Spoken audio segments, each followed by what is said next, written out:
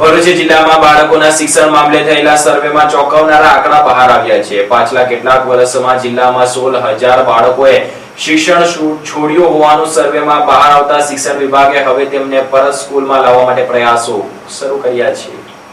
ભરૂચ જિલ્લામાં શિક્ષણને લઈને ચિંતાજનક ચિત્ર સામે આવ્યું છે. જિલ્લા શિક્ષણાધિકારીની કચેરી દ્વારા કરવામાં આવેલા સર્વેમાં હજારો બાળકો શાળાથી દૂર થઈ રહ્યા હોવાનું સામે આવ્યું છે. આ માત્ર આંકડો નથી, પરંતુ સમાજ અને શિક્ષણ વ્યવસ્થાને ચેતવણી આપતો ગંભીર મુદ્દો છે. કોઈપણ કારણસર બાળકોનું શિક્ષણ અધૂરું રહેવું એ માત્ર તેમના ભવિષ્ય માટે નહીં, પરંતુ સમગ્ર સમાજના વિકાસ માટે પણ ખતરો સમાન છે. હવે શિક્ષણ વિભાગ દ્વારા આવા બાળકોને ફરી શાળામાં લાવવા માટે વિશેષ અભિયાન શરૂ કરવામાં આવ્યું છે. ગુજરાત સરકારના શિક્ષણ વિભાગની સૂચનાથી ભરૂચ જિલ્લા ડ્રોપ આઉટ બાળકો અંગે વ્યાપક સર્વે હાથ ધરાયો છે. છેલ્લા 3 વર્ષ દરમિયાન જિલ્લામાં અંદાજે 16,000 જેટલા બાળકો સંભવિત ડ્રોપ આઉટ હોવાનું સામે આવ્યું છે. 25-26 અને 26-27 દરમિયાન કોઈ બાળક અભ્યાસ છોડે નહીં તે માટે પ્રી સર્વે કરવામાં આવ્યો, જેમાં કુલ 75,930 બાળકોનો સમાવેશ હતો. આ સર્વે દરમિયાન 3,254 બાળકો એવા સામે આવ્યા જે હાલ અભ્યાસમાં હોવા છતાં સંભવિત રીતે ડ્રોપ આઉટ બની શકે છે.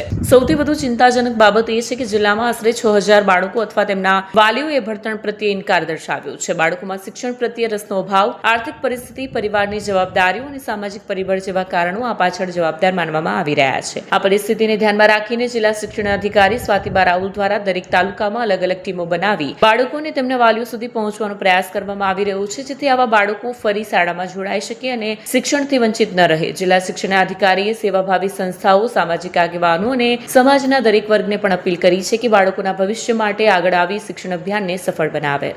ભરૂચ જિલ્લાની વાત કરીએ તો ભરૂચ જિલ્લામાં 2 પ્રકારના સર્વે હાથ ધરવામાં આવ્યા. એક સર્વે હતો જેમાં 2025-26માં ભણતા બાળકો એની હાજરીના આધારે CTS પોર્ટલ છે જેના ઉપર બાળકોની હાજરી ભરવામાં આવે છે. આ પોર્ટલની હાજરીનો અભ્યાસ કરી અને અર્લી વોર્નિંગ સિસ્ટમ એવી એક સિસ્ટમ સરકાર દ્વારા લોન્ચ કરાઈ છે.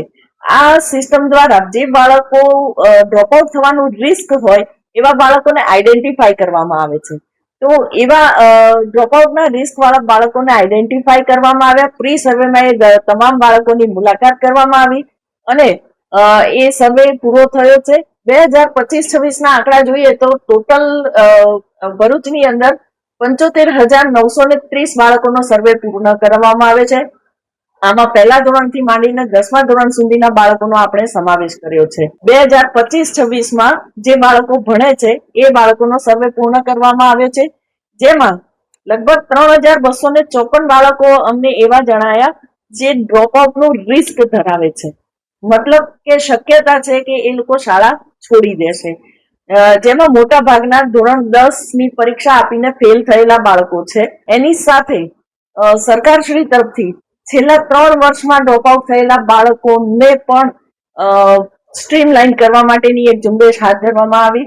પ્રી સર્વે પૂર્ણ થયા પછી પોસ્ટ સર્વેનું એક કામ ચાલ્યું, જેને મિશન બેક ટુ સ્કૂલ એવું નામ આપવામાં આવ્યું. અને ભરૂચ જિલ્લાની યાદી જોઈએ તો લગભગ 16,174 બાળકો છેલ્લા 3 વર્ષમાં ડ્રોપઆઉટ થયેલા હોય એવી યાદી અમને મળી. અને આ સર્વેનું એનાલિસિસ જોઈએ તો થોડાક ચોંકાવનારા આંકડા છે, જેમાં અલગ અલગ કારણો હતા.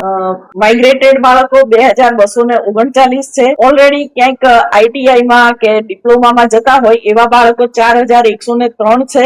રીએનરોલ કરાવ્યા છે અમે બાળકોને, મતલબ કે વાલીઓ સુધી પહોંચ્યા અમે અને બાળકોને ભણવા માટે સમજાવ્યા એવા 1,497 બાળકો છે જેમને અમે રીએનરોલ કર્યા છે.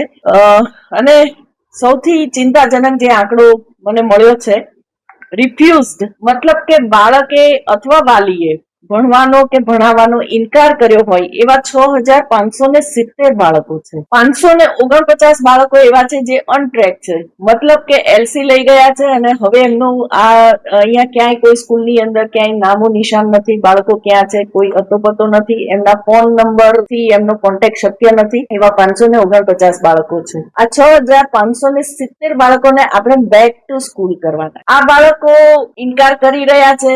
એમાં 2 રીઝન હોઈ શકે. કાં તો એમને ભણવામાં રસ ઉડી ગયો છે અને કાં તો કોઈ ઇકોનોમિકલ પ્રવૃત્તિમાં લાગી ગયા છે. ઇકોનોમિકલ પ્રવૃત્તિમાં લાગેલા બાળકોનો પણ અમારી પાસે યાદી છે. હવે ઇકોનોમિકલ પ્રવૃત્તિમાં લાગી ગયા છે મતલબ કે એમના ઘરમાં કમાણીની જરૂરિયાત છે, તો અમે કંઈક આગળ એવું મિકેનિઝમ ગોઠવવા જઈ રહ્યા છીએ કે આ બાળકોને એમની આર્થિક પ્રવૃત્તિની સાથે સાથે એમનું ભણતર ચાલુ રહે. એટલે કે Gujarat state open school, national open school, એમાં એમનું એનરોલમેન્ટ કરાવવું અને એમને ભણાવવા માટે એમની કામગીરીના કલાકો બાદના કલાકોમાં એમને શિક્ષણ મળી રહે એવું કંઈક મિકેનિઝમ અમે ગોઠવવા જઈ રહ્યા છીએ કે જેથી એ લોકો કમસે કમ પોતાનું સ્કૂલિંગ, પોતાનું શાળાયી શિક્ષણ પૂરું કરે 12મા ધોરણ સુધીનું. આમાં કેટલીક કરુણ કહાનીઓ પણ સામે આવે છે.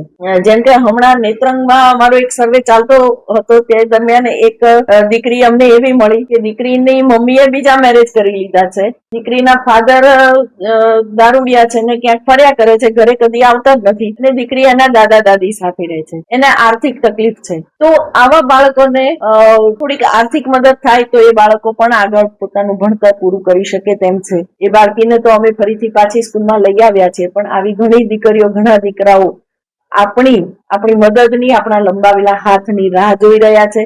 આપણે એમને મદદ કરવાની છે. ભરૂચ પાસે મને એટલી જ અપેક્ષા છે કે અમારા આ કાર્યમાં જો આપ સાથ સહકાર આપવા ઈચ્છો છો, સામેલ થવા ઈચ્છો છો, તો ચોક્કસ મારો જિલ્લા પ્રાથમિક શિક્ષણ અધિકારીનો અથવા જિલ્લા વિકાસ અધિકારી સાહેબનો આપ સંપર્ક કરી શકો છો.